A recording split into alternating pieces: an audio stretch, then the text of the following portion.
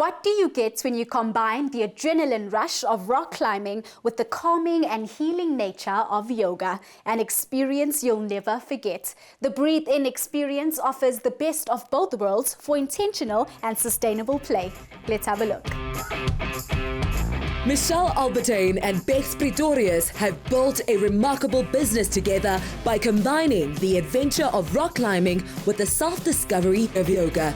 We met Michelle where she teaches all comers safe, fun and successful climbing. Welcome to the gym. Let's go. I have been rock climbing for 12 years. Climbing saved my life. I struggled immensely throughout my childhood and have really struggled with my mental health. And if it wasn't for the fact that climbing makes you want to get up in the morning, because you have to go outside, it allowed me the space to start interacting with myself in a way that wasn't so painful. I never believed in myself. I never believed that I could do things. And I needed proof like this. It seems quite silly. You know, like, oh, I got to the top of a route, but it was proof. It was proof that I could do a thing. It was proof that I could get to the top of something if I tried. And those tiny bits of proof eventually lead to this base where suddenly I can do things. I can. I've got all of these tiny little moments where I believed in myself. Maybe I can actually back myself. Maybe I do actually belong here. Maybe I can help other people.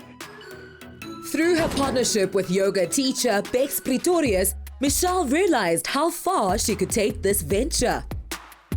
I guess it was a way of exploring the outdoors and also connecting with people. And so I made some friends and I had a crush on a dude and he bought me some shoes and a harness and took me out climbing. And then I started teaching yoga at the climbing gym. And since then, it's been part of my weekly experience every day. I find the relationship between climbing and yoga really interesting. I think it's complementary and also symbiotic. So I like to describe it with the imagery of the yin-yang. And for me, it's been the experience of climbing giving me the yang, the fiery, the power, and yoga being more of the yin, the softer, the restorative.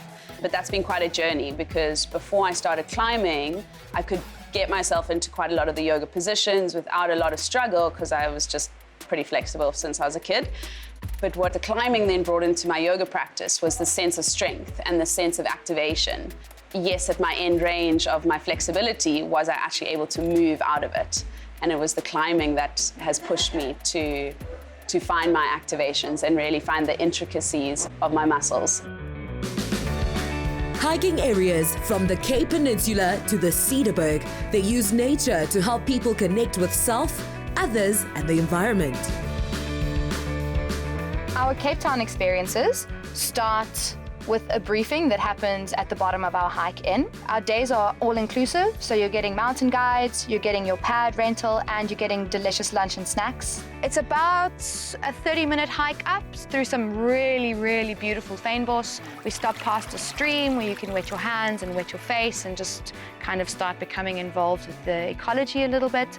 We make our way up to the boulders where we settle in. We run some breath work. Do a bit of yoga. Yeah, as a way just to land and arrive and have a moment of stillness before the day gets really busy and quite intense and everyone gets super psyched. Mish then gives us a safety briefing. Yeah, we talk about how to put pads, how to climb, how to spot one another. We're trying to build conscious climbers. Yeah. So it's really important for us that there's a lot of teaching that happens and a lot of kind of skill exchange that happens. And then the pads go down. And people start climbing. And we climb. So we go from there to the next one, pull ourselves up slightly. There's another slopey crimp. If you are slapping things and they aren't edges, you're not holding onto the right one. So look for the holds that have the edges. So what I'm doing now is brushing the hold. It's just to clean them up a little bit of like some of the sand or the dust that's kind of built up. Sometimes it can also get a bit built up with the chalk that we use, so we want to keep it clean. So sometimes we joke, we say, well, if you brush the hole, then you make it 10 times bigger. So it's like good practice. Michelle's experience with an international team setting new hiking routes through the Himalayas gave her the courage to reinvent herself. As I've progressed and done my hard work on myself, getting to do yoga really gives you that sense of calmness within yourself. And then to be able to combine those two, so to be able to be in this beautiful environment, moving on the rocks, and then feeling calm within myself and focusing on my breathing and taking control of my internal space. Breathe In has changed my whole life. So what I like about climbing outdoors is that the environment is quite different compared to the gym, where all the holds are plastic, whereas out here, you get challenged a bit more and you're not restricted to colors and grades. So you can try something without feeling intimidated. Being introduced to climbing, it gave me that community I longed for so much, and it brought out the best in me. So I would say the potential it unlocked in myself, it's made me feel really powerful. I have climbed things that I thought would be extremely impossible. But the moment I tried something that I thought was impossible, I surprised myself by being able to do it. And that kind of unlocked something in myself, because I was like, if I can do this one climb, then I can do absolutely anything if I give it a go. And that's made me really confident, I would say. The legacy that I hope Breathe In can leave is this integration, being the bridge between the indoor climbing spaces and the outdoor climbing spaces, and leave behind a want and a yearning to be outdoors mindfully, sustainably, and joyfully, in a way that you can play and have fun, so that more and more generations can carry on doing that. And consciousness. Consciousness, yeah. Yeah, I think Breathe In came out of a space of intention. I've been in the mountains for a long time, and I've seen a lot of the negative impacts that people living unconsciously can have.